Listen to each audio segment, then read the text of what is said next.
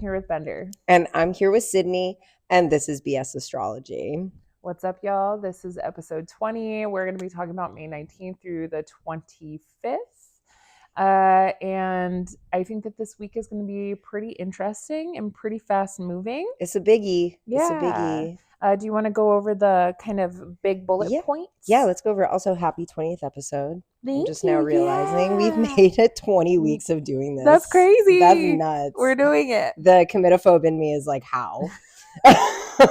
Because you're living on your Saturn line. I'm living on my Saturn line. It's changing me. It's making you commit. It is fundamentally changing me. Okay, so here's some of the stuff that we have to look forward to for this week. First thing is that we're coming off of that Sun-Uranus conjunction.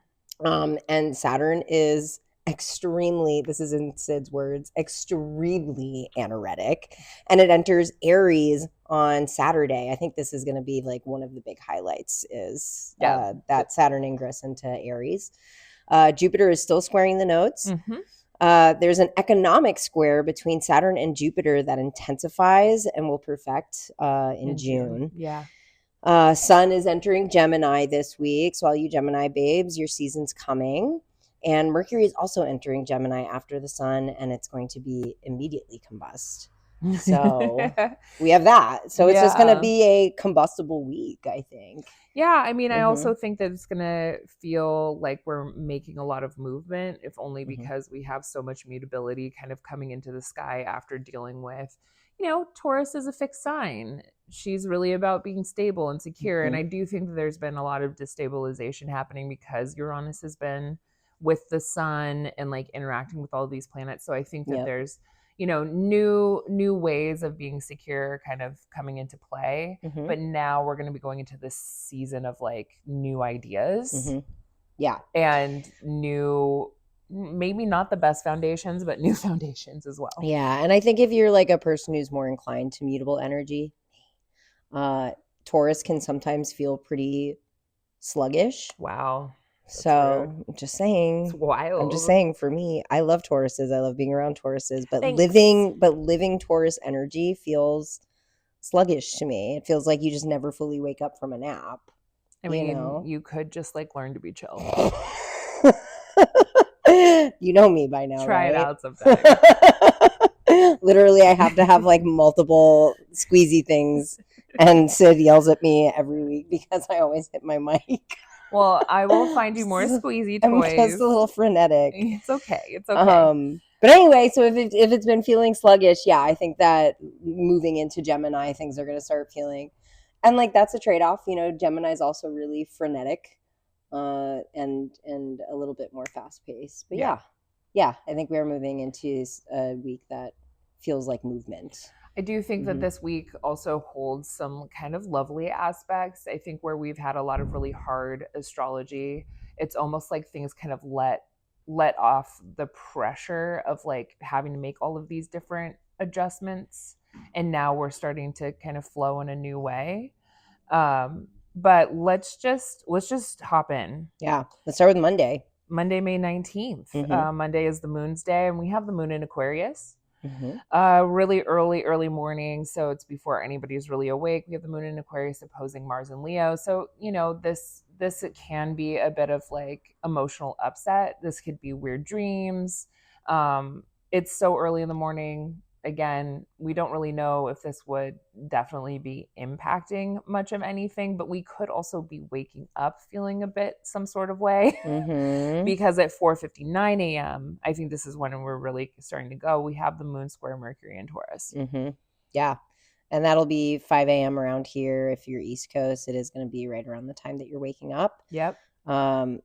So we've got a fixed square here with Aquarius and Taurus, and it's in a last quarter square.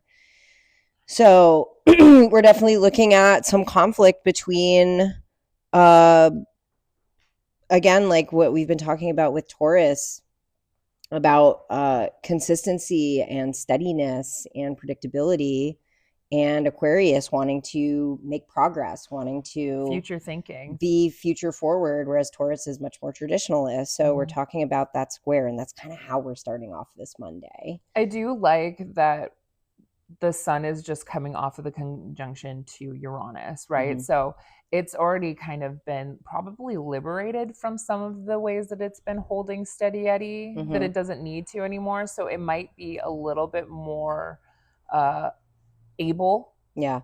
And I just think that Taurus, as long as Taurus is in Uranus, as it has been for the last several years. You mean as long as Uranus is in Taurus? I'm sorry. Yeah, as long as as long as Uranus as long as Uranus is in Taurus, as it has been for the last several years. I think Taurus energetically is just kind of living as a fish out of water a little bit. Like it's definitely finding new ways of being Taurus. So yeah. I mean, I do. I think one of the beautiful things about Tauruses in general is that if something isn't broke, don't fix it. Don't fix it. So like that beautiful consistency holds there. The problem with Taurus is that because it gets so comfortable, like something could be broken and it's like, and it still doesn't want to fix it. Yeah. And it still doesn't want to fix it. Now, I think that Uranus is there to say, okay, but like, look at the shit that's broken. And in fact, I'm breaking it. And in fact, I'm the one breaking it. I'm breaking it. So now it's in fact, I am the bull in the china shop. It's, time to kind of let that go. And also just bringing new ideas and new energy into how Taurus is Taurus. Right. Like I have been really lucky to have Uranus going through my 9th house because of all of my Taurus stellium. So I've just been keenly aware of this energy since really it started interacting at like 15 degrees. Yeah. And it goes all the way through. Like I still have 2 more hits to my planets to go before it leaves it. And then it goes into my 10th house, which will be interesting considering I have some prominent Gemini placements. Yeah, I was going to say that's not going to make it easier. Oh my gosh. But I'm excited about it because I really I love Uranus as a planet. I think my chart kind of lends to a little bit more mutability than the average Taurus has. And so I'm like, yeah, let's fucking go. Yeah. I know. Yeah, I agree. I think Uranus, it can feel really destabilizing and shocking and sometimes traumatizing. But at its best, it's exciting as hell. Yeah. And it brings something into your life where you're like, I didn't even know I needed this. Yeah. So even if you kind of wake up, that was a very long tangent of ours, but that's fine. But even if you wake up, kind of feeling a little bit emotionally out of it or, destabilized or like shocked in some sort of way, bad dreams, bad visions, weird ideas, like that sort of thing, we do get in like that energy pretty much, it kind of holds like this. Yeah. There's only 3 aspects on Monday. Yeah, Monday there's not a lot going on, but what is going on is loud. And it's like pushing us to move forward, right? The squares are push to action. Yeah. Right? It's a push to like realize something. And then at the very end of the day, we get 9:12 p.m. We get the moon trine Jupiter in Gemini. Like that is so nice. So lovely. The ideas are flowing. It's such a great closing aspect. So in any of the ways that you've kind of maybe pushed or struggled your way through the day, at the end of the day, it's kind of all wrapped up. Yeah. And it's kind of like if you put that work in and you're actually processing what it is you're working through, that moon trine Jupiter is going to bless you with a little gift. Yeah. Right. Because I think it's like that moon square Mercury almost feels like getting stuck in a thought pattern. I don't know what that's like at all. Yeah, you wouldn't know at all. Not at all. Sid's not like that at all. Sid is so chill. Mentally chill. Mentally so chill. That's me. So yeah, being stuck in this kind of negative thought pattern and just since it's going to be holding through the whole day, I really think that Monday is just going to force you to kind of move through that thought process. And by the end of the day, I think it'll be wrapped up. And I think that like the work will pay off. Yeah. The nice thing too is that, and I didn't write it on there, I missed it because Chiron didn't show up on my report, but the moon is going to sextile Chiron as well. So it's going to sextile Chiron right before it trines Jupiter. So it's like, some sort of healing, wisdom, nice, like almost like a balm around the things that we've been working on. Getting out of something you've been stuck on, and then that Jupiter, like that trine to Jupiter, is just like this invitation to be curious and be open-minded again in a really sweet way. Yeah. with the Chiron. Yeah, That's I dig it. nice. The other kind of interesting thing about that, though, now that I'm looking at the chart too, is the moon, when it makes that trine to Jupiter, it is going to quincunx the south node, which is interesting because it's like a forced adjustment that causes some sort of release. Yeah. A release around some sort of idea, something we've been kind of repetitively telling ourselves, I think is probably a part of that too. Yeah. Maybe some sort of what's it called? Forgiveness kind of aspect coming in. Yeah. Overall, I actually don't hate this. I do think it's going to feel a little tough at the beginning, but these are all moon transits, so they're brief. So I think there actually is an opportunity for a gift here. Yeah, I dig it. Monday. I dig it for the most part. I just think like if you can allow that friction, that like mental friction during the day when you wake up to like kind of push you to make whatever changes you need to make. Yep. Like you're kind of cooking with grease. Yeah. So let's move on to Tuesday, May 20th. Tuesday is Mars's day. Just as a reminder, we have Mars in Leo. He's in the middle of the fixed degrees. Mars's day is so off for me. Yeah, it's just way too much Martian energy for my Martian chart. I always have a bad day on Tuesday. Anyway, Tuesday is not your day. Tuesday's never my day. You got a case of the Tuesdays. Yeah, I get a case of the. And you know what's amazing is Tuesday is now my Monday work wise, so I really do get a case of the Tuesdays. Oh, geez. Yeah. Anyway, so we're starting, and it's at almost 1 a.m. So this is still middle of the night, but we do have a moon in Aquarius square Uranus and Taurus at 27 degrees. So hopefully this is something we will all be mostly processing in dreams. And pretty soon after that, around 2:38 a.m., we have Sun in Taurus sextiling Saturn in Pisces. And Saturn is right at that last degree before it moves over into Aries. Again, it's moving into Aries this week. So the Sun in Taurus being at the last degree, it's finishing up its time in Taurus, and Saturn in Pisces is finishing up its time in Pisces. So it's like some sort of, this feels more like endings than beginnings.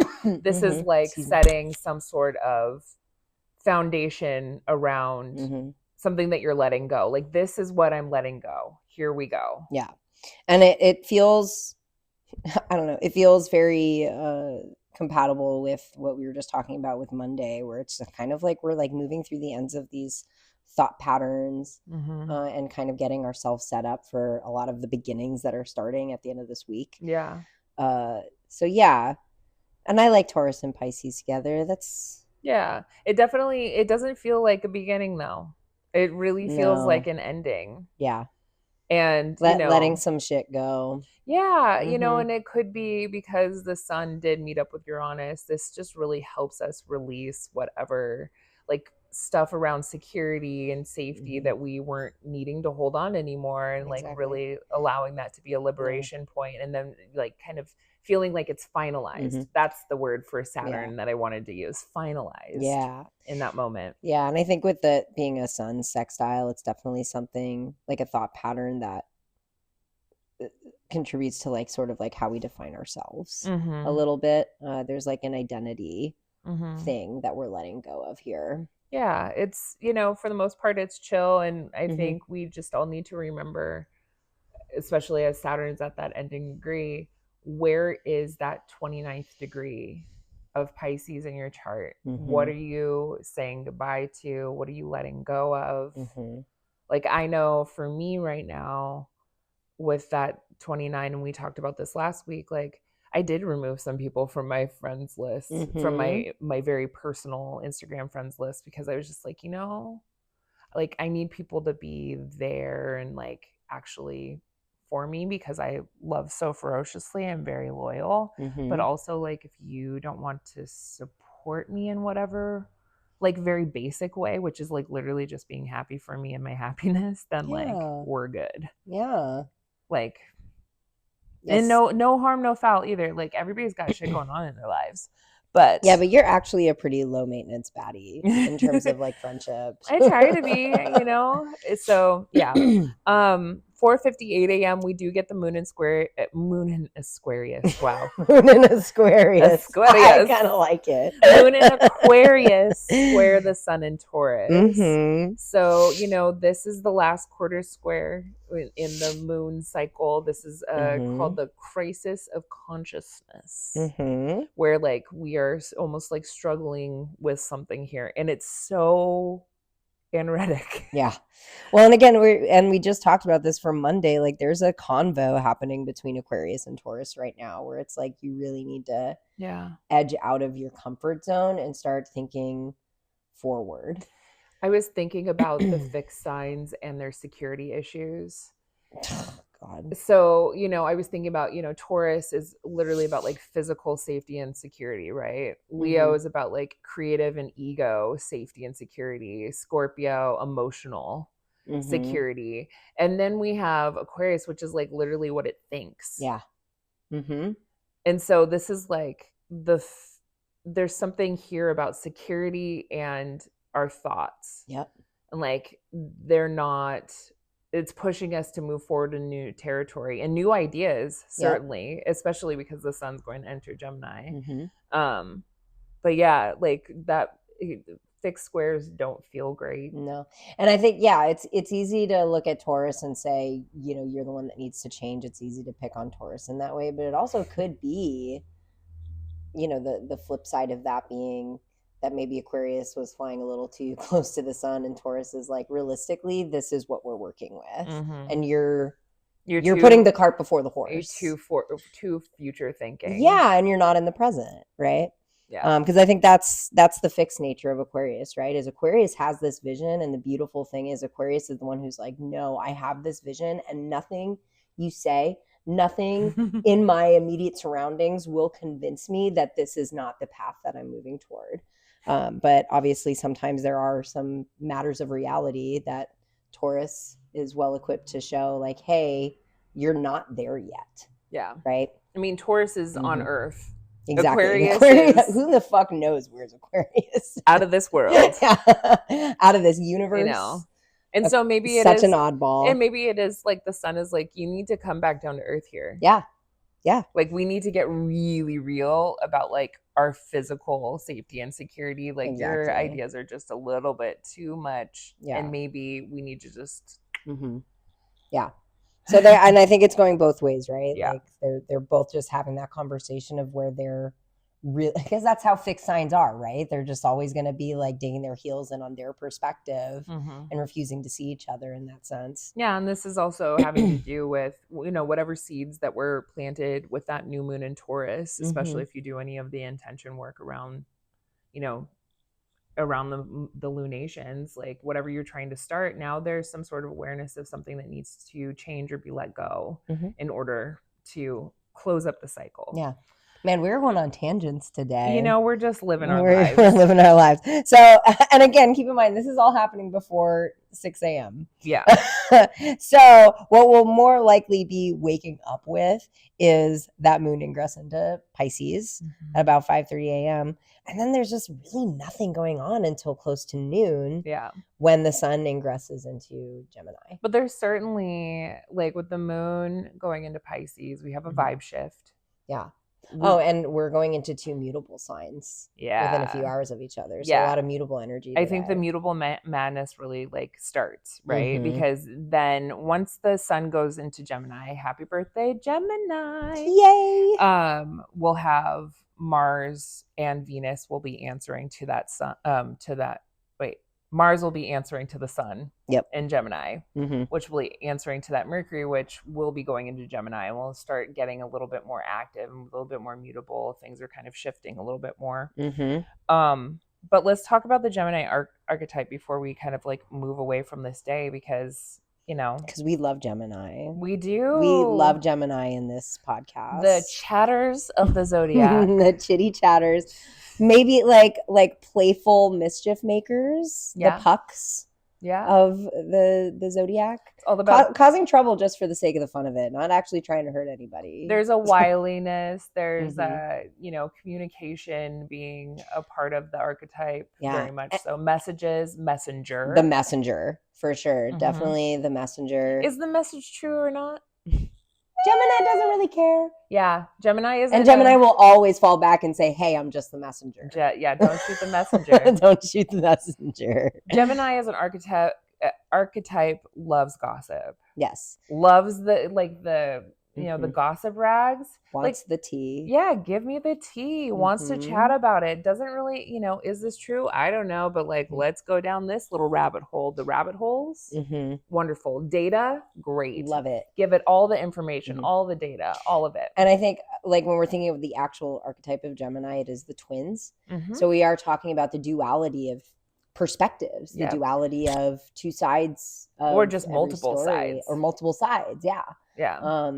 So, and it's easy, it's easy to kind of get into this morality mindset of that means that Gemini has no morals or no scruples.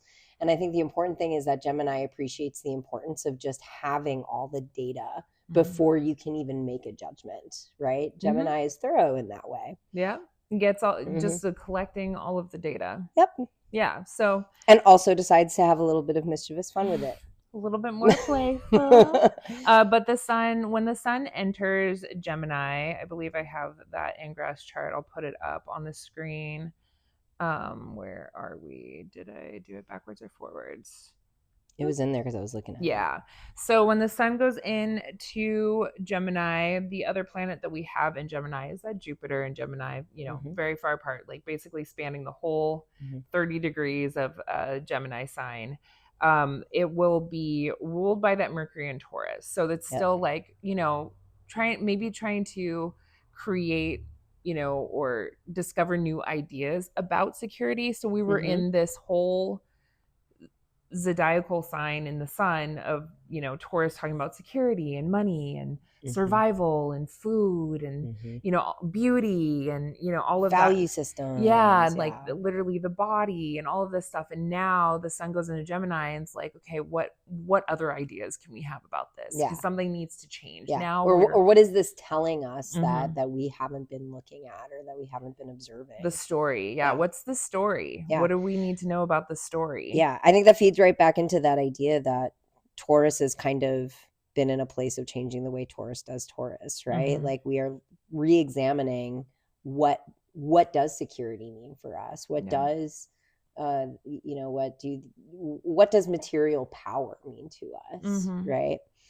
I do think that one of the things that's kind of interesting about this particular chart right now for the ingress is that there are no planets in domicile. So everything's bouncing from one thing to the other. There is no kind of final place where it stops, where it's about ideas or belief or anything like that. It's just bouncing from one place to other, just kind of exchanging ideas and information, which seems incredibly Gemini about it all. I love that idea. So nobody is at home. Nobody's at home. It's kind of like all of the neighborhood kids kind of running around crazy. Hiding in different places. None of the parents know where they are. It feels a little bit frenetic, which is very, also very Gemini thing. So, enjoy the mischief of Gemini season. I think that there's a lot of surprises and ideas that will kind of establish themselves during this season, especially this week as we go forward. But let's move forward. Let's go into Wednesday. Wednesday, May 21st. So Wednesday is Mercury's day. We're in Gemini season. Mercury is in Taurus still here. Let's start early, 8:30 a.m. We have the moon quintile Uranus. Yeah, I think this day's cute. We have a lot of quintiles. We're starting with that moon quintile to Uranus. Quintiles are a creative point. It's a point of finding unconventional ways or creative ways to, make ends meet. Yeah. And this is between Pisces and Taurus.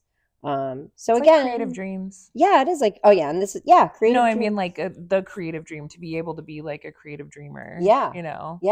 Taurus is Venusian, so definitely still values that creativity. And of course, Pisces is kind of tapping into the source, that well from which creativity comes. So yeah, there's just something kind of creative about this, and we get to wake up with that energy, which is really nice. So I think that with all of the stuff with the mutable energy coming in, I think a quintile is pretty nice. We're kind of well positioned to be in a place of curiosity. Yeah. And kind of like thinking about things differently. And then pretty soon after that, we're moving into a naughty little moon quincunx to Mars, which doesn't feel as nice. It doesn't, but it's just, asking for some sort of adjustment around how we get things done. Yeah. Or, the desires and drives that we hold or what we're passionate about. You know, I think there's something interesting about, Mars and Leo wants what it wants when it wants it. Mm-hmm. And no compromise. Yeah. And the moon in Pisces is, it's flowing, it's receptive. It's like osmosis, and so the moon's like, what if we just like kind of moved over here to get it done? Yeah. And it's not. And then Pisces isn't like, I don't know if this is going to work, but we could try. Yeah. Mars and Leo is like, I know exactly what we're doing. So yeah, so it's a little uncomfortable, but it is being flanked on either side by these quintiles that happen. So I think if there was ever a good place for a quincunx to be in, it's here because we have the creativity to kind of work around it. Yeah. Just a little emotional adjustment. Yeah. Could be a little bit, feeling a little frustrated, a little bit like flustered. Yeah. It feels like a flustered. Yeah. I would say flustered. Yeah, nothing too bad. No. 10:57 a.m. We get the moon at quintile sun. That's a feel-good aspect. Yeah, another cute quintile. Yeah, it's great. 5:20 in that holds. 5:26 we get a moon by quintile Mars.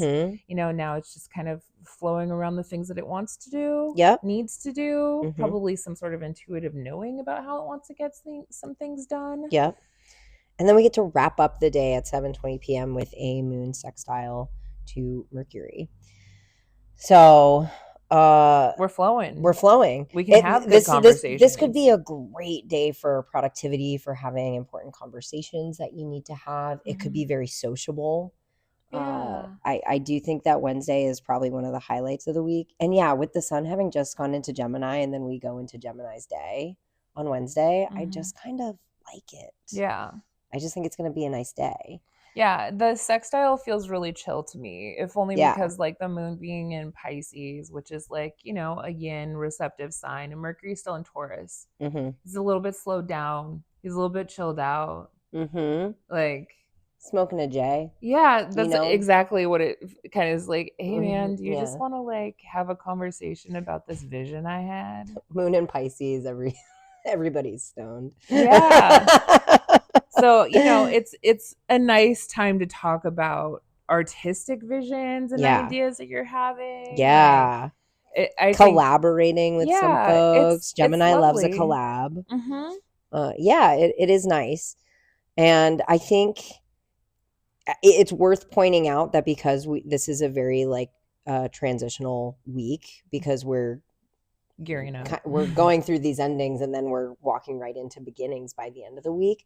I think having this nice relaxed day is actually like a really comfortable way to kind of move through transition. Yeah. We're talking about the transitions, we're maybe thinking creatively, maybe making an art project based on some of the changes that are happening in your life, that would be a good day for Wednesday. Yeah, I dig it. Yeah, this day does not feel bad, all things considered. It's kind of, this week I think features some of the more pleasant astrology than we have had for a few weeks past. Yeah. So because it's been pretty dour. It's been we've all been going through it. And not to say that later this week we don't have some shit coming on, but let's try to enjoy it while we can. Let's try to stay in the moment. Yeah, let's stay here. I feel like the moon in Pisces, sextile Mercury and Taurus would really like, let's just stay here. Yeah, let's stay here. Be here now, man. In the dream, in the vision. Okay, let's go forward. Thursday. Thursday's Jupiter's day. Jupiter's day. She's square the nodes still. She is square the nodes, but I don't, Jupiter squares aren't the worst squares to have. At 12:41 a.m., so this is middle of the night, we have Venus and Aries trining Mars and Leo, which is a very nice trine. That's very cute. Very motivated, very social. Gonna hold for a few days. And it's gonna hold for a few days, which is really, really nice. So there is definitely a Venus trine Mars thing happening. This can also be very this could be sexy. This could be good for relationships, yeah, good for creativity, good for inspiration. Especially if like those feelings planets for you are in these fire signs, like Aries or Leo, or even like in an air sign. I think this will feel nice. Especially because like Venus is literally trining its ruler. Yeah. Yeah. It's like, it's probably the best Venus and Aries is going to feel. Like, honestly. Hey, friend, you know? Yeah. It's like, hey, cutie. It also feels flirtatious because Mars and Leo ruled by that. That's what I'm saying with Sun Venus and Gemini. And Venus and Aries is selfish and is going to do whatever it wants. So I would say just be careful. Like, I mean, and Sun and Gemini. Who are you flirting with? Oh yeah, and Sun and Gemini. Oh my God, is going to do what feels Watch fun in the out moment. who you're flirting with. I would say because I think some of you are going to want to flirt. This is advice for me, actually. Anyway. Right, because Venus is in your first house. Venus is in my first house. Sun is going to be in my my ruling sign. I love it for you. Yeah, this is going to be a fun week for me. 2:27 a.m. we get the moon square Jupiter and Gemini. You know, it's so early, though it is going to be 5:30 on the East Coast. Emotional overreaction is possible. Or just like excess of emotion. It might not even feel like an overreaction in the moment, but it's definitely going to be big. Yeah. Right. Like the big welling. Yeah, exactly. But again, for most of you're either going to be just waking up with this energy or you're going to be sleeping through it, depending on where you are. So it can probably feel like a lot to wake up with. Yeah, 5:18 a.m. we get the moon sextile Uranus and Taurus. This is,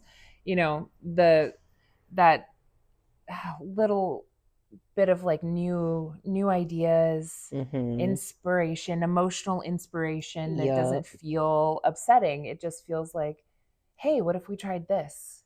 What if we changed this? What if we took on this new habit? Yeah. So also for the most part, pretty pleasant. If you have like a work meeting or work projects, this is a great time to just be chit-chatting about what's going on with that. I'm just saying that because we're still like in the middle of the work week theoretically, but 5:39 a.m. Sun and Gemini sextile Neptune Aries. This is the biggie of the day. Yeah, and it's cute. I like it. Yeah, I like it too. I think that in all of the ways that we're having new conversations, it is also amped up by a bigger dream. Yeah. And I like when Gemini and Aries come together because I think Aries can provide a little bit of focus for Gemini, right? Gemini's like, I got it's Neptune now. That's true. But it's Neptune and Aries. So, or like a dream of a focus. Someday there will be focus. I don't know. I stand by what I said. I think it's creative more than it is confusing. Though Gemini can revel in confusion for the fun of it. Yeah. Gemini is the least bothered by confusion. Yeah, because it's all data. Yeah. And this could certainly be about, like something about the story being a little bit more dreamy, a little bit more creative, maybe interesting in terms of truth. Truth becomes a little more flimsy. Yeah. Something like that. The truth might feel unnecessary in this moment in time. But then we get into late morning, moon conjunct Saturn at the last degree. Yep. It's a little bit of a reality check there after that. Yeah, I feel like this is some sort of emotional ending. Yeah, I was going to say it feels, because again, we're at Saturn at 29 degrees. We are just getting ready for that ingress into Aries. Yeah. So there is, especially with the conjunctions, I think we are seeing like a bullet point on the story. Yeah, like an emotional, like an intuitive awareness of what we're letting go. Yep. an emotional check-in with what we're letting go. And an emotional release, I think. Yeah, you know, release is a I good think word. Especially with Pisces, this actually could be like a floodgates thing where it's just like whatever you haven't let go of yet, it's time to purge it. It definitely can create like feelings of isolation or feeling kind of set aside from other people, a little bit more like reclusive. It's like a check-in with the self, like the boundaries and the borders go up, you kind of become this and I think that if you happen to be prone to any escapist tendencies, drug use, etc., I would be a little bit careful about this conjunction. I would also say maybe this conjunction could give a little bit of oomph to let go of whatever escapist tendencies you might have held on to or that you might have been struggling with through this Saturn transit through Pisces. The moon conjuncting Saturn right before the moon goes into Aries feels like 12th house year versus first house year. Yeah. Like imprisonment and sadness, isolation, confusion. Like all of the things where you're just like, I'll never be free of this feeling. Yeah. And then the next day you're like, what was I so worried about? Yeah.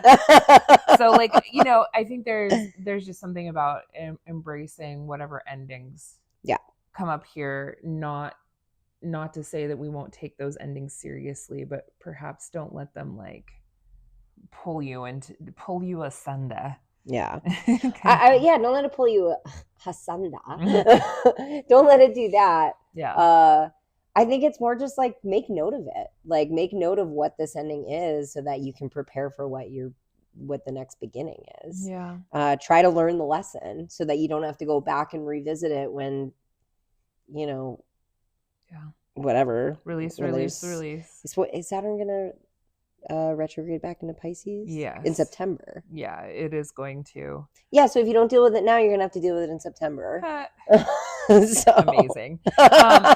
9/26, the mood lightens. We get the moon entering Aries. So fun. You love Aries. I love an Aries moon. You love an Aries moon. Passionate, fast reacting. They feel things really quick. They're also really quick to release. Yeah. I was gonna say quick to release, which for other people that plays off as you always know where you stand with them. A need for new experiences. A need for adventure. A need to get things done. And a need to like push ideas forward. Yeah. Right. It's like, I have this idea. I'm going to, it's very much a leadership position. Just wanting to bring something to the forefront and get it done. Yeah. Right. There can be an impatience there. Right. You want to get things done, but Aries doesn't want to have to go through the whole zodiac to get back to its idea. Right. It's just like, no, can it just be done now? So I live with a moon in Aries. When they decide we're doing something, we're really doing it. We're doing it right then and there. Yeah. My ascendant, Aries, and I pretty much my entire existence is let's get it done right now. And if it's not happening, I'm pissed off about it. And if it's not happening fast enough, I get really fucking mad. Yeah. So it's definitely about like if it's not getting done fast enough with Aries placements. Yeah. It's if like it's not getting done fast enough. Even if you take the initiative, which Aries does, takes the initiative. If it's not at the speed that Aries wants, it's not good enough. Yeah. I find that Aries theoretically likes the idea of collaborating and is like, I have this idea, let's all do it. But now it has to. But if people didn't jump on immediately. Yeah. Or if people are like, oh, I love this idea. Here's how I'm going to do it. And Aries is like, you're going to do it that way? That's going to take so long, though. So, yeah. But the best, I think like the best thing about Aries is it's just that very forward, especially with the moon. It's that very forward emotional energy where you always know where you stand. Very quick to process and release. There's no confusion about where a moon in Aries is at, which I love. I do. You definitely know where you stand with the moon in Aries. Yeah. 12:14 p.m. we get the moon conjunct Neptune in Aries. So, this is a little intuitive moon. An intuitive little moon. And again, we're talking about a conjunction and at a critical degree for Neptune. We're still at that first degree. That beginning first degree.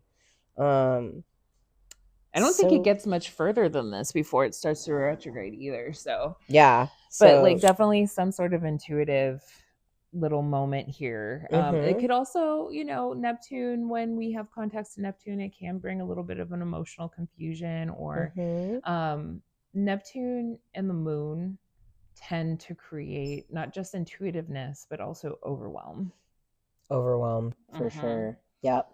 You can be a little delusional with this, and you could kind of confront like those delusions, or and emotions I think could be a little bit blown out of proportion. Yeah, there's like grandeur here. When I think about Neptune and how like big it is, yeah, it's like huge at its best, right? It's grandeur, but like, is grandeur always a good thing? Not necessarily when you are feeling emotional and passionate about something, and now you're like super fired up, and then it's just like, yeah, I like to think of Neptune, because Neptune's so big, I like to think of it as like the concept of dark matter, which is the thing that takes up most of the matter of the universe, but no one fucking knows what it is, right? But it's still controlling most everything. That's what I think of with Neptune. So yeah, you can feel like really blown out of proportion, and then you just like don't know why. So I would say that's the big thing to worry. But like obviously, like the obvious upsides to this is creativity. I think especially with Aries, there's this like initiating creativity. There could be this like light bulb idea that you have that you want to initiate. I would just be aware that you might not be realistic about, with Aries, the timing of it, right? Or how realistic it is to do it the way that you want to do it. I dig it. Inspired. Yeah, inspired, but not necessarily the follow through. Yeah, no. Yeah, it's like the flame goes really big, and then it just like, it doesn't have the staying power. Now again, we're still in that first degree, so Aries is going to remember that, and it'll probably come back later. But lighting matches. But at this moment in time, you're just going to keep lighting the match, and it's going to keep going out. Yeah. So, and then we get this sextile to Gemini sun. It's cute. It is cute that the things are flowing.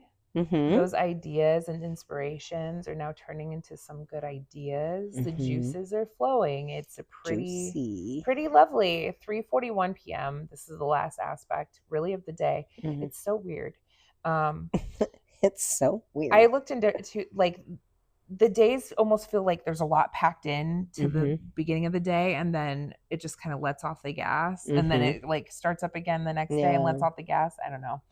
That's kind of my interpretation of it all. Stopping, starting. Yeah, it's interesting. 3:41 p.m. we get the moon sextile Pluto. We have the ability to now go a little bit deeper. There's a little bit more intense, a little bit more obsessed. Yep.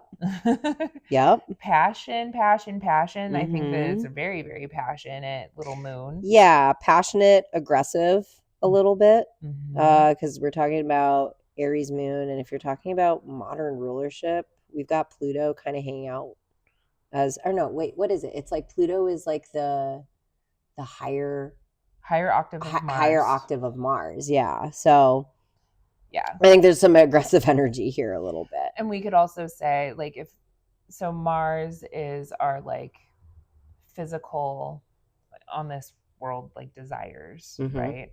And then Pluto would be our soul's desires, and also wounds and obsessions and lessons, all the cool lessons, Pluto stuff. All the cool stuff. All the cool stuff that all the pop astrologers love Pluto, when really Pluto is rough.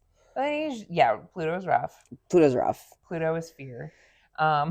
Deepest fears, not just fear, but like our deepest fears. Yeah. The fears that control us. Yeah. And I mean, and there could be something here around, dealing with whatever emotional wounds in some sort of beneficial way, right? Because the sextile is friendly.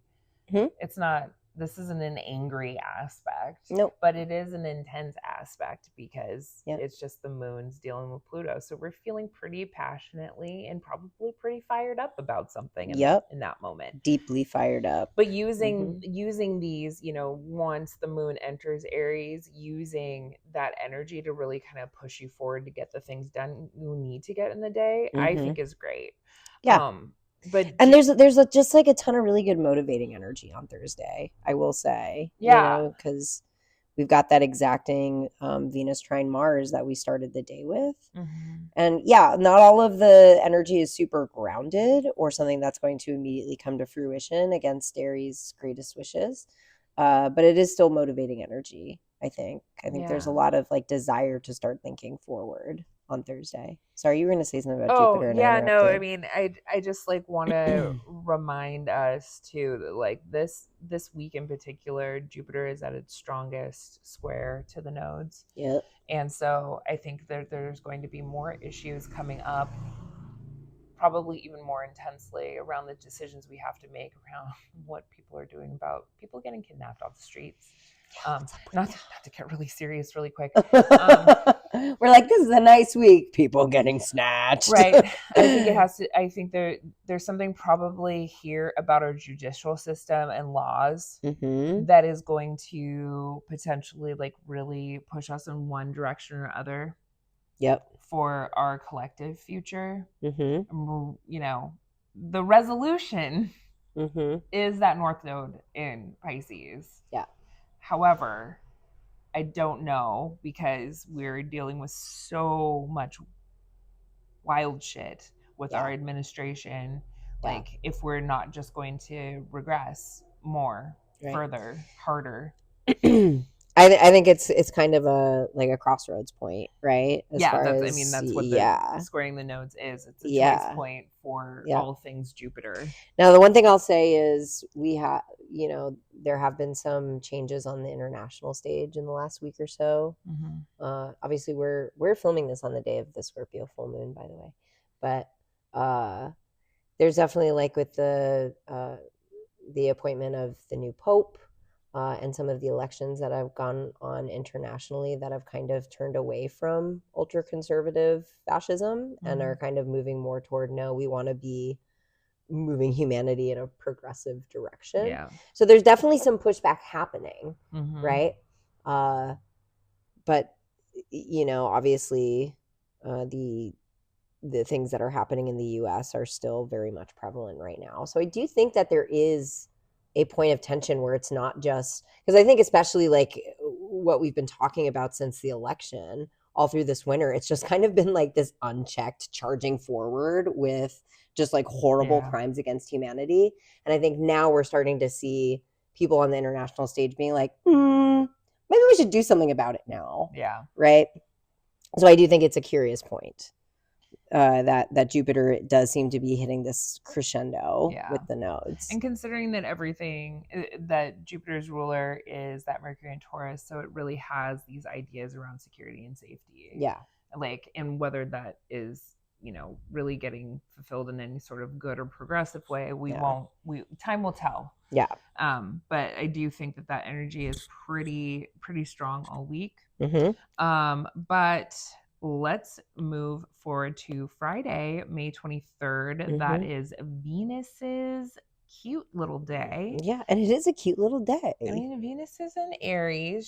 She is doing her own thing. She's into doing her own thing. She's her own boss. She is her own boss. She's a selfish little bitch. Right. She just had her trine to Mars, still very close within 1 degree. Yep. So, she is flowing.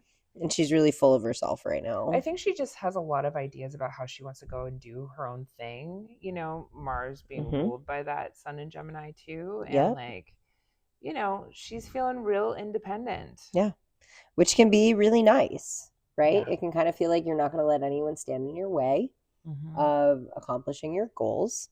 So that's pretty nice. But yeah, so let's start at the very beginning with Friday. We've got a 7:26 a.m. moon quintile to Jupiter. I just love quintiles. They're cute. And that one's such a pleasant one, too. It's so nice. Feeling good. Feeling creative. Yep. Feeling expansive. Again, since this is how we're kind of kicking off the day, I think Friday could be a nice, pleasant social day. Day for good convos to be happening. Yeah, fingers crossed. Yeah, let's pray for that. And then again, like this is a very lightly aspected day. So we're not bogged down by all of this crazy energy, which I think can often feel nicer. Just more simple. Yeah, just more simple. Like you're not having the day where you're like, now what? Yeah. Now what? Or like there's just like a million things happening and you're just trying to keep up. Yeah. This Friday is not going to feel that way. Yeah. We do have that nice moon quintile to Jupiter, and then there's nothing until 1:13 p.m. Moon in Aries. Trine Mars and Leo. Trining Mars and Leo. And that's sitting on top of that Venus trine Mars, right? Or like sitting on top of it's in the like same passion. signs. That is emotionally passionate, but like in such a really pleasant way. Yeah. You know, Sun's in Gemini, which rules that Mars and Leo. And again, I think it's just reinforcing this Aries energy of like, I'm going to go my own way. This is like supportive of that, right? This is, do your own thing right now. Like if you do your own thing, it's going to pay off. It's also like super social. Yeah. Very social. The nice thing is like we're going to be at NORWAC. Yes, it's going to be the week of NORWAC. It's going to be so nice. Which is an astrological conference. And so you should. So what's so nice about these aspects, especially once we get into Thursday through the weekend, is that, you know, I think that people are going to be really keen to connect and not potentially take things so seriously. Really, the ideas are flowing. People are chatty. People are doing pretty good. I think after the way this year has started, I think everyone's going to be desperate for like a nice social outlet. Yeah, maybe it's just a little bit of like the tiniest of breaks. 2:12 p.m. we get the moon conjunct Venus in Aries again. This is feelings. Moon Venus like conjunctions are just usually very pleasant. Yeah, they just feel good. And it's going to be Moon in Aries conjunct Venus in Aries. Yeah, so again, we're still just holding that Aries energy. Yeah, and just like feeling yourself. I think that's the biggest thing. Like a good Aries conjunction, it's just feeling yourself. This is like being in your body. You don't have to worry. So like I think like the side effect of one of the negative side effects of Aries is like impulsivity. And I think here it's kind of like you can trust your instincts with a Moon Venus conjunction in Aries. Like whatever you decide to do, whatever emotional response you decide to have, they're totally aligned with each other, and you can kind of just trust that whatever your instinct is, that's the good way to go. Yeah. I mean, not to be what's a contrarian. I think we also should remember, and like all this Aries energy and thinking about Venus does not particularly like to be in Aries though.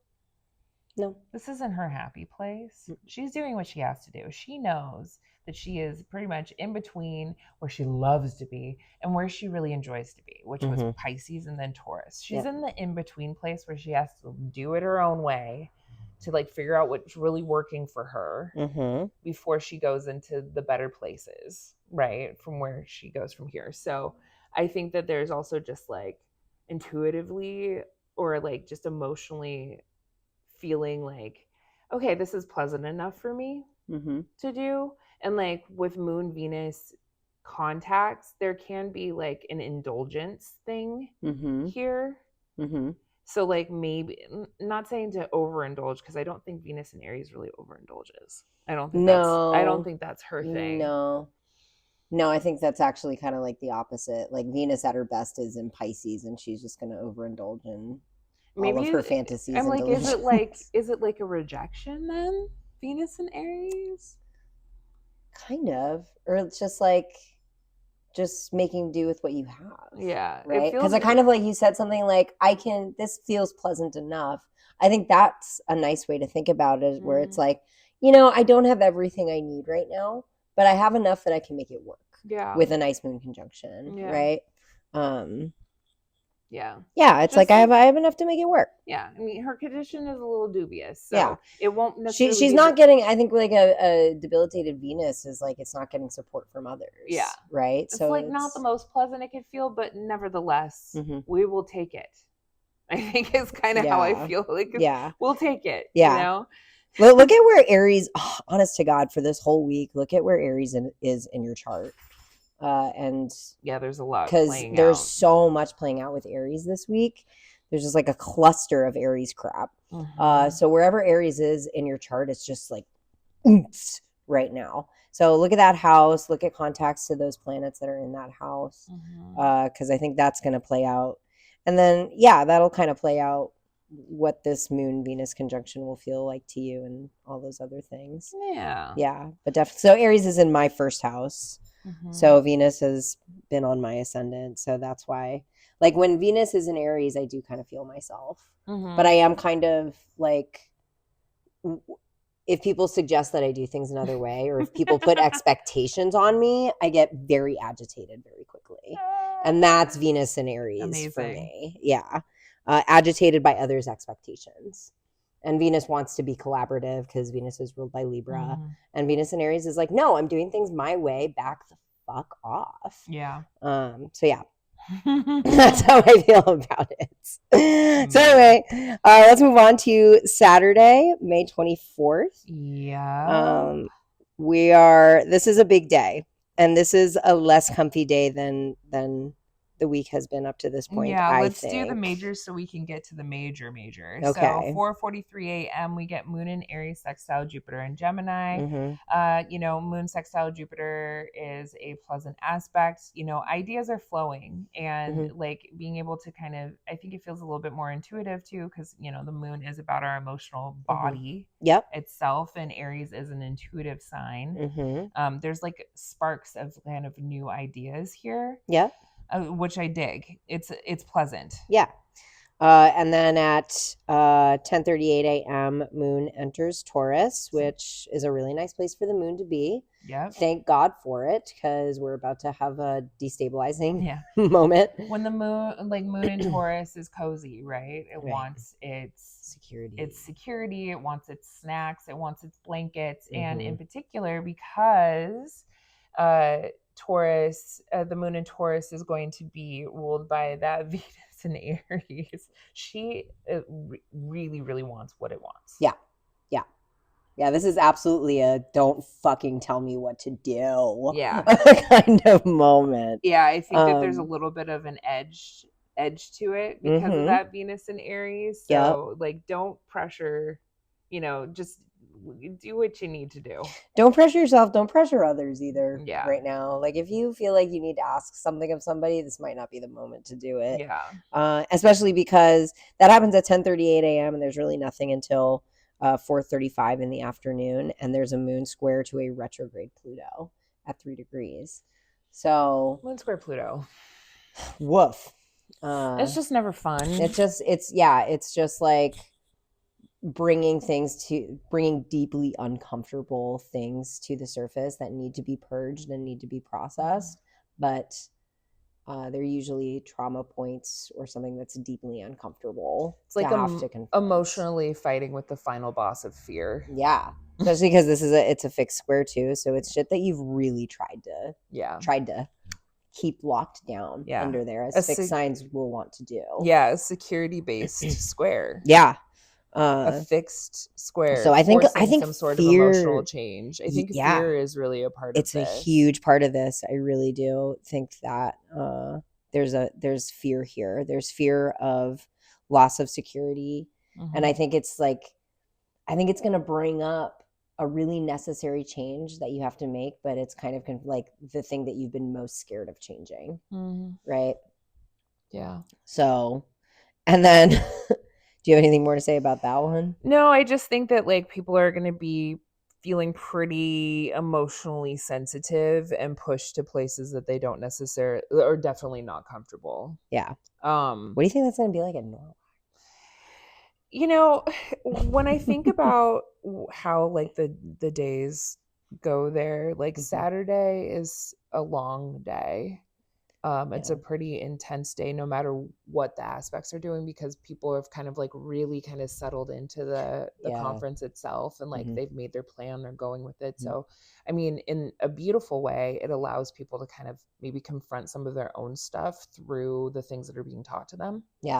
Like there's like it's a really healthy outlet to have a Pluto square. Like I could see that. Like, it's psychological, it's investigative. So I think that that's really great.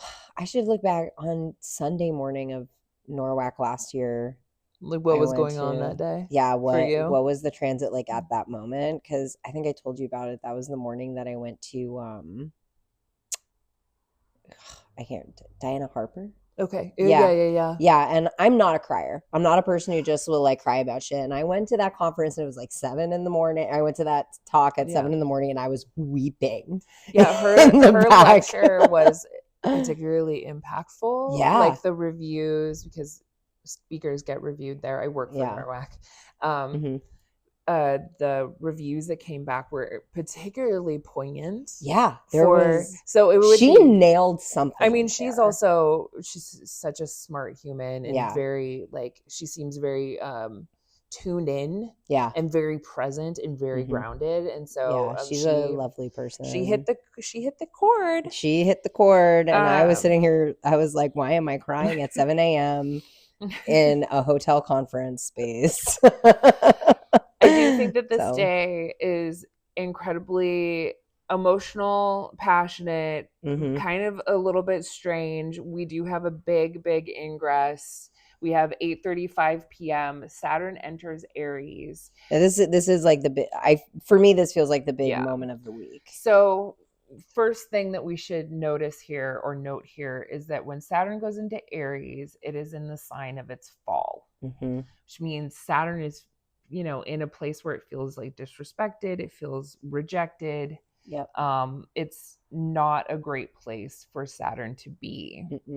He acts a little bit out of pocket. Yeah. So, I mean, when you think about the nature of Saturn, Saturn is about kind of the long game, and it's about like methodically and meticulously putting all of the pieces in place to create the bigger picture. Saturn's a very slow planet. Very slow. And that, just as we've been talking about all this Aries energy, that is so not Aries, right? Aries is hit the ground running. Let's see how quickly we can get this done. And Saturn hates that.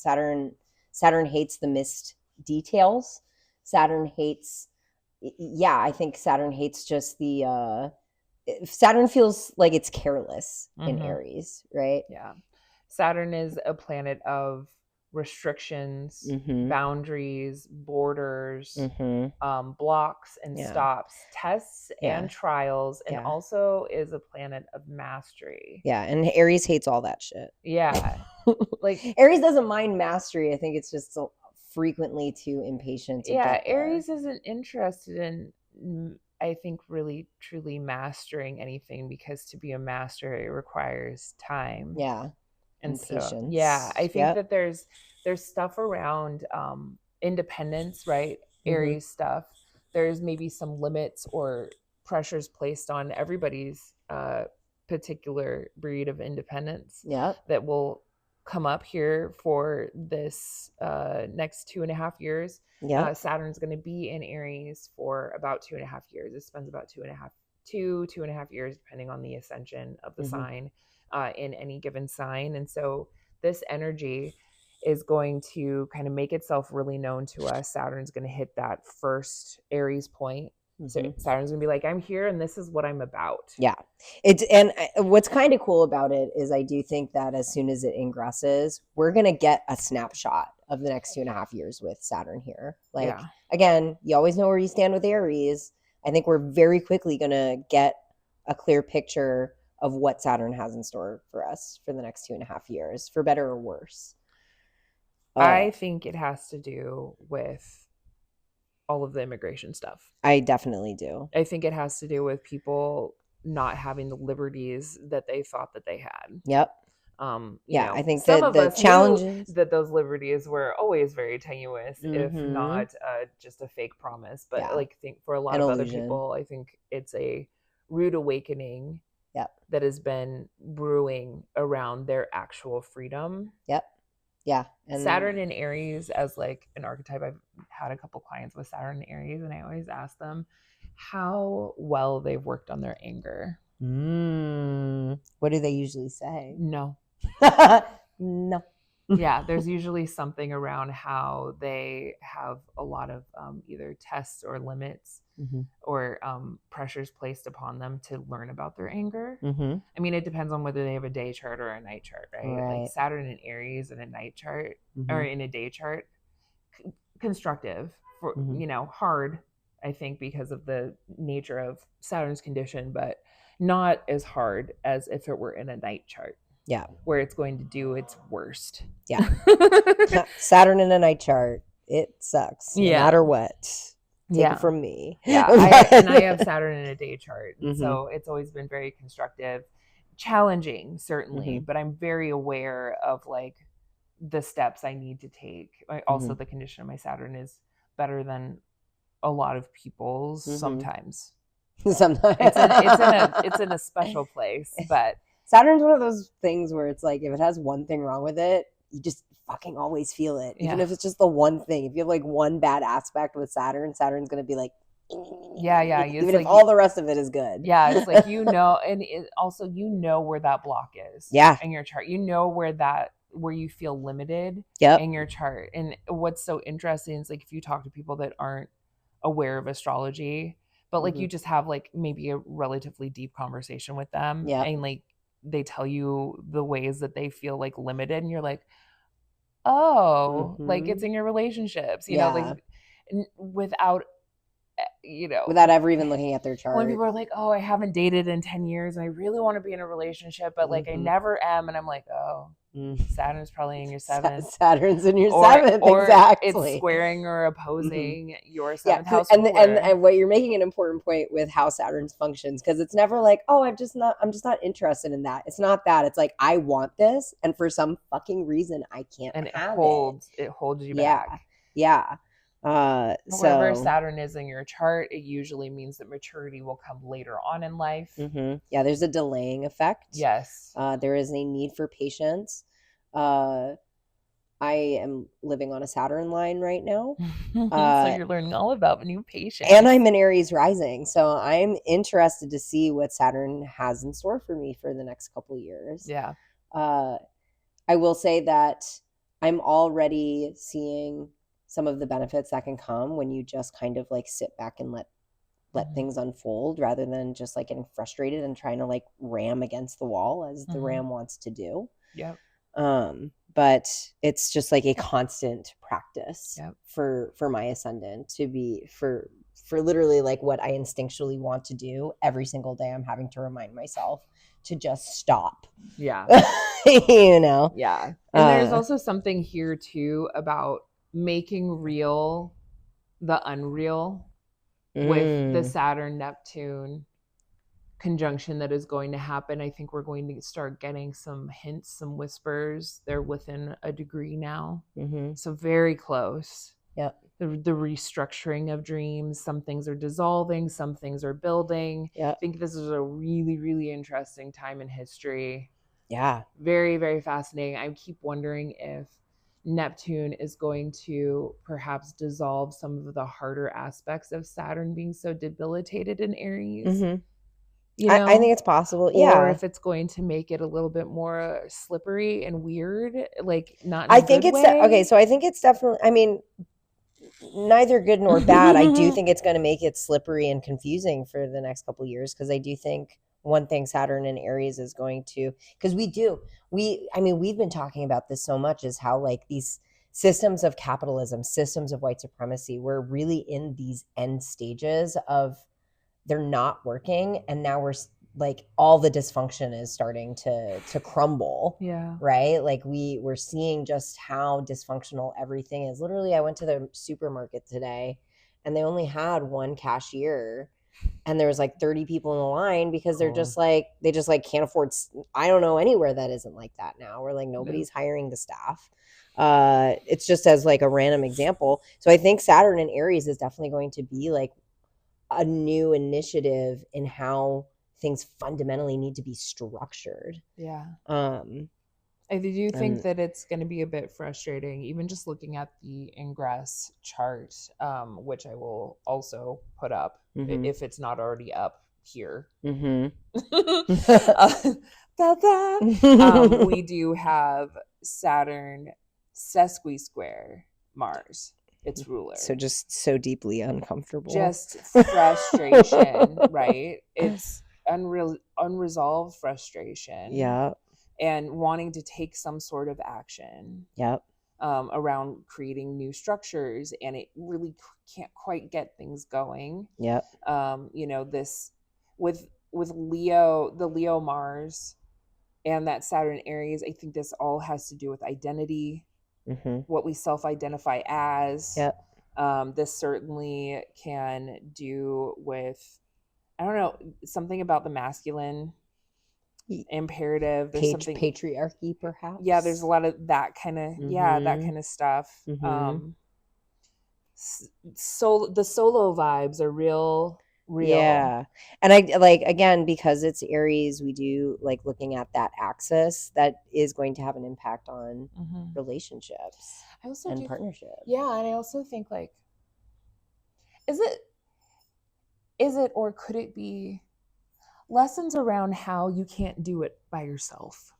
Yeah, I think it absolutely is. Because remember, the first thing that you said when we were talking about Saturn entering Aries is a challenge to our independence. And we can think of that in terms of like loss of freedoms and things like that.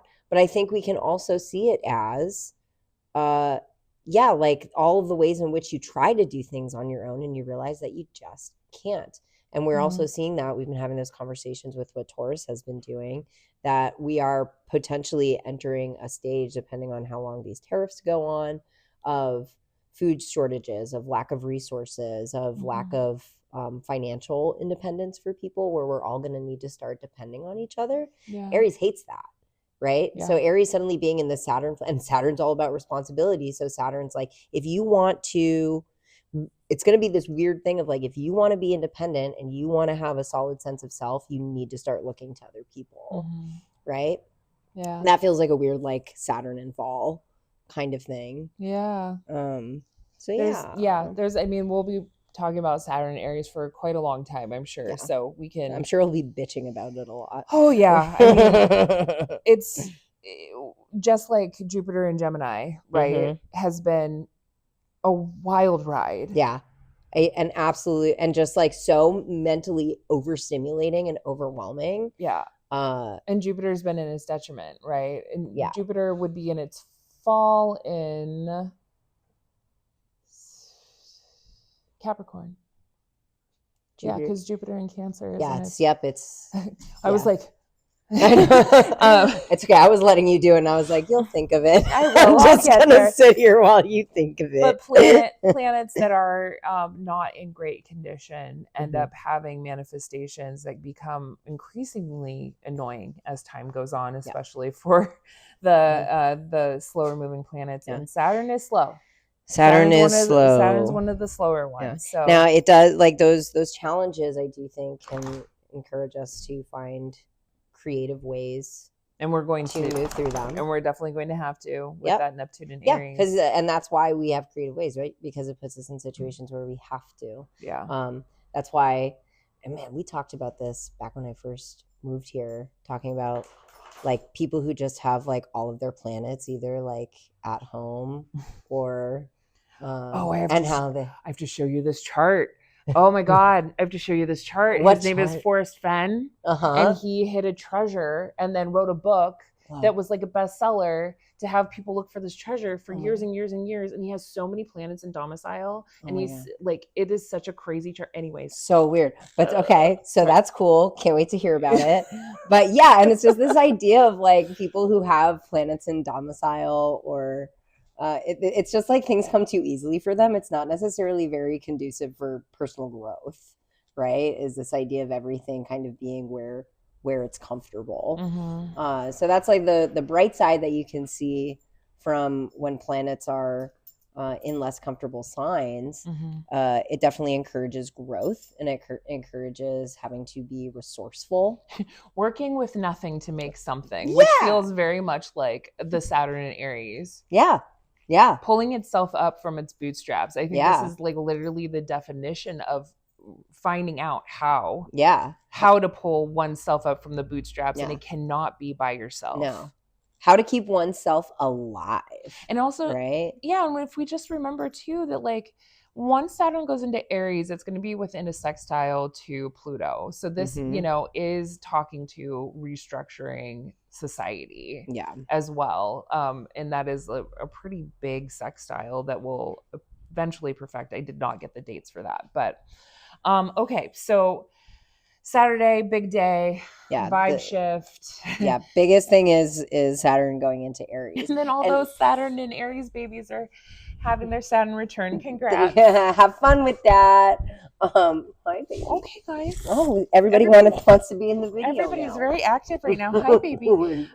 Okay, and then the last aspect for the day is 4:15 p.m. We have Mercury and Taurus conjunct Uranus. So it's going to sound so crazy on the mic. I know. It's going to be some weird ASMR. Mercury and Taurus can... Oh, she's got a lot to say right now. Okay, everybody. Hi, baby girl. We have Mercury and Taurus conjunct Uranus. These ideas are shocking. Mm-hmm. These ideas are new. These ideas are fresh. These ideas have to do with our security and safety. Mm-hmm. These ideas might have to do with money, financial systems. Yep. These ideas might have to do with food and food sources. Yep. Might just have to do with the earth in general. Yep. And immediately coming after... Oh, did you hear about... That just made me think of the earthquakes. The volcano that's supposed to erupt out by Seattle. Or like right off the coast. The underwater volcano. Anyway. What's going on, guys? No, I have not. Oh, yeah. There's an underwater volcano that they're like, it's going to happen sometime in the next year, but could happen any day at any moment. Oh, I love that. And I'm like, right before we go to Seattle. That's cool. Oh, my God. I mean, and also whenever Mercury and Uranus start having harder aspects, and the conjunction is a harder aspect, there could be stuff around travel again. So it'll be interesting. And I think with Taurus, it means on the earth. So there could be something about trains. Oh, we're still having planes are in the sky. Yeah, I don't. I mean, it still could, because Uranus has to do with like helicopters and planes and flight. Yeah. So there could be something to do with flight. There could be something to do with trains. It could just be something to do with transit. So it'll be interesting to see what happens there. I think it's all in Saturn's terms as well. Yeah, and so that's what makes it interesting. That conjunction is coming right after Saturn entering Aries. So I think it's a little messy. It's a little messy. It's just gonna be like kind of like a bam, Saturn's here now, you know. Hey guys. Kind of vibe. Hey. We're not gonna Can we come here? Come here, puppies. Come on. The dogs are bored of us already. Okay. We're gonna wrap this up. Okay, so let's go to Sunday. Sunday, May 25th. Sunday is the sun's day. Sun is in Gemini. And there's absolutely nothing going on until late afternoon. Right, but like I think we're nothing. You won't exist. We're all going to be asleep. I think because Saturn was on the Aries point, I think that there's lots of big news. I think that, the day before was actually a pretty big news day in general. Mercury conjunct Taurus. And it's also, I think that Venus-Mars trine is still holding, isn't it? Yeah. So it's still happening, but let's go into the afternoon, 4:05 p.m., Moon square Mars. Moon square Mars. Woof. If you ever have a hard time of being emotionally regulated, this is going to be a bad moment. Please don't get on the couch. I love you. Betty? No, Betty. Enough. Come lay down. Here. Thank you. Go lay down. I know you're feeling mischievous. Can really have, it will push you to need to get things done, to take action, to do that sort of thing. It could be emotional irregulation. It could be issues. Yep. Moon square Mars and natal charts can be issues with their mother. Yep. Mothering. For sure. Yeah, there's definitely like conflict and aggression around issues of nurturing and care, which can feel kind of in the natal chart. Definitely when I see that, I'm like, what's going on with your mom with mommy issues? Tell us about your mommy. Tell me about your mommy. It's going to be interesting at NORWAC because it's definitely going to be like the hangover morning. Yeah, right? yeah, like yeah. People could day. Be feeling a little special, and I think if I remember correctly, 15 isn't like 15 degrees of the fixed is a world point, I believe. There's something fast. I need to look that up. I have a bad memory today. But a bad memory for a Gemini moon is better than anyone else's. Still. I have so much in there. But yeah, so emotionally probably feeling a bit raw. Yep. Yeah, I'd say raw is the best way to put it. Yeah. It's just gonna, it's a fixed square, which is also, I just don't like fixed squares. I don't have a ton of fixed energy in my charts. When I see it, I'm like, oh God, just getting stuck in place like with this hitting conflict. a brick wall. Yeah. Just like stuck in a conflict that neither side wants to get out of. Yeah. So.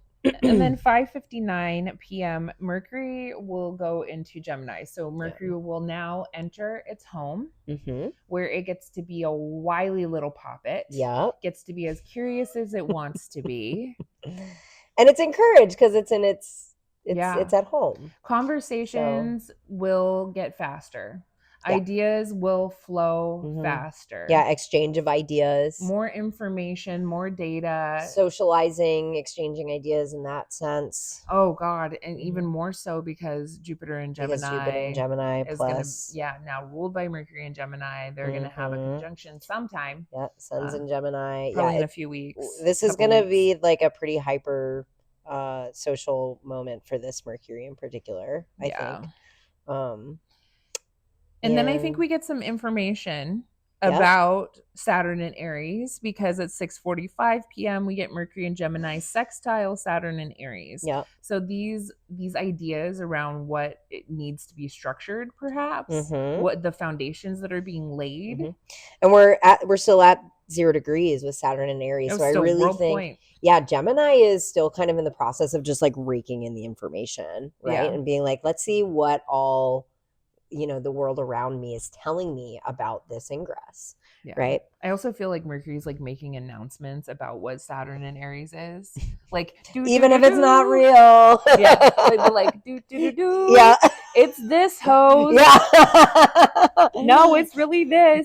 Guess what gossip I just heard about what Saturn's gonna be doing. Yeah, it's kind of interesting though because it does feel like the information, if we consider the condition of Saturn, the information is not what we want to hear. No, and I don't think it's reliable either. It definitely could. Yeah, it's not as reliable as it could be, certainly, especially because... it's going to be shit we don't want to hear. It's not going to be reliable.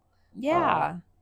So, but if we think about the nice ways that Mercury Saturn sextiles is like, speaking with authority, sharing your ideas with like a sense of like gravitas and like importance. Yeah.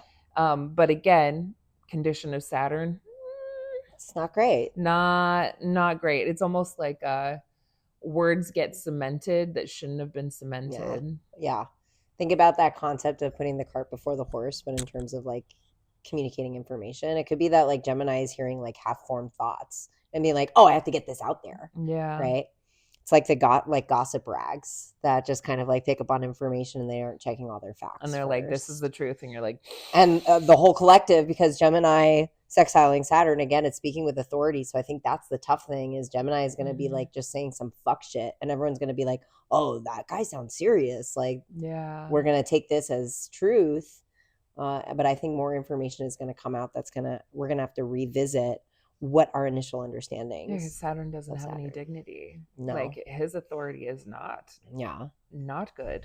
Yeah. It's almost like not to be trusted. No. And I do think that Aries and Gemini can feed into each other that way, where Gemini is like, I have some bullshit to say. And Aries is like, say it, girl. Yeah. Like the worst kind of hype man for Gemini. Yeah. So I do think, to kind of wrap this up, before we get to that ingress for Saturn, a lot of things feel pleasant, and I feel like people in general will feel prepared to release and let go and end the things that they need to. That like the invitation has been set and people are willing to take on that, like, yes, this goes and this goes and this it's almost that it's moment, because like that moment when you check everything off your to-do list, chills. Chills, right? It is that moment. I do think that there is this like brief moment. It's almost that pivot point where you did the releasing, and now you get to just enjoy it just for a second. Do you rip up your list after you check everything off? Because I do. Oh yeah, that thing goes in the trash. I make little squares and like check everything off, and then like once it's done, I'm like, I rip it off my pad and I rip it into pieces and I throw it away. You know, that's brutal, honestly. That's brutal. I should burn it. No, too. so I think this is my my Aries ascendant and my Mars and Gemini. When I do it, I just immediately throw it in the trash. But equally as important is I have to at least put the to do on top of my next list, even if I don't have anything on my next to do list. Another one. You started another one immediately. Oh yeah. You're like, oh, thank God that's done. Okay, now what? Yeah, I think that's the Virgo imperative, right? There's always something to be done. There's always something to be done. Yeah. Yeah. But in general, allow the releasing to really feel good and final. Yep. Because when we get that, I think we're going to get just a little bit more fired up and things are going to be almost like high strangeness come the end of the week. Yeah. High strangeness. Yeah. Like we said, I do think that we are going to get a snapshot of what Saturn in Aries has for us. Mm-hmm. But again, within that very next day with Mercury going into Gemini, whatever your thought process is around what's going on is probably not totally clear yet. Oh, and definitely not, because when Mercury goes into Gemini, it's going to be combust. Oh, yeah. We didn't even talk about that. Yeah. Mercury's combust the suck. So it goes just into Gemini. An interesting way that one of my teachers spoke about combustion is like whatever planet is combust is in service of the sun. So the sun loves that. Right? I mean, it's the king, is in service to the king. Mm-hmm. And the Mercury is such, and like Mercury is the jester. Yeah. You know, Mercury is just like here to fucking entertain the sun. Like, welcome to my clown playroom. Yeah, exactly. You know? So things aren't dance, clear. monkey, dance. Yeah. And then also with Saturn's ingress into Aries, it's going to come very close to Neptune, which makes things fuzzy and unclear. Yeah. And so even though I do think that we're going to get some news and some information about how Saturn in Aries is going to be, I think that perhaps we won't necessarily be smart enough to see it completely clearly yet. Or maybe that's going to be the nature of Saturn in Aries for this, because Neptune is in Aries, where it's just like the next 2.5 years, it's just maybe Saturn just goes into hiding a little bit. You know what, that is entire there's just like no clear structure. Nothing seems to be working right. Nothing seems to make sense. I mean, that feels intuitively correct with what's going on in the world, right? So ride the high strangeness. Ride it, baby. We both open for readings. Bender has a new site. I do have a new site. So, go there and you'll be able to book with them and book with me. And we're both going to be at Norwalk. So if you're going to be there, say hi. Yeah, our next episode should be filmed from there. Probably a hotel room because, the lighting's going to be trash. Yeah, so good luck. And we'll see you next week. Bye, guys. See ya.